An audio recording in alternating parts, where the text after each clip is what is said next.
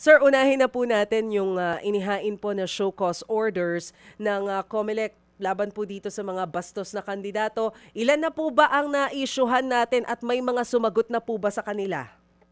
Anim na po ang six po, six ang na-issuehan natin, tatlo na po ang sumagot dyan at kasalukuyan na pong nire-review ng ating pong task force kung ano ang dapat po nilang gawin. Asahan nyo po hanggang bukas, may aksyon na gagawin po ang ating task force upang patunayan na hindi naman ito pulos lang salita o pulos lang show cause. So inaalam natin kung talaga bang dapat i-dismiss at tama ba yung date na kung saan na-issue yung tinatawag na statement na maaari pong may kabastusan o kaya naman po maaari pong hindi fair o discriminating sa isang grupo, tao o individual. Kung kaya po yan ay patuloy namin na ginagawa. Kasama na rin po, Ma'am Mase, yung pag-i-issue ng show cause order laban naman po sa maaaring nag-violate ng vote buying nitong mga nakaraang Sabado at Friday at nung Sabado. Ilang mayors na kandidato po at kandidato for governor ang na-issue po ng COMELEC patungkol sa issue na yan. At yung pong gumamit naman ng tinatawag na yung system, yung Emergency alarm. pagpapadala ng massive ng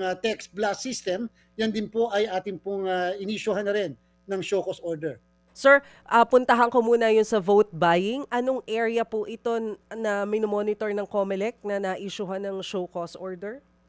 Meron na po dito sa Bulacan, meron din po dyan sa Laguna, isang bayan po sa Laguna, Cabuyao, at pagkatapos meron din po dito sa Bulacan, San Miguel, Bulacan, at pagkatapos meron din po ngayong araw i-issue sa Quezon, at meron pa rin po na mag-i-issue rin dyan sa Quezon City.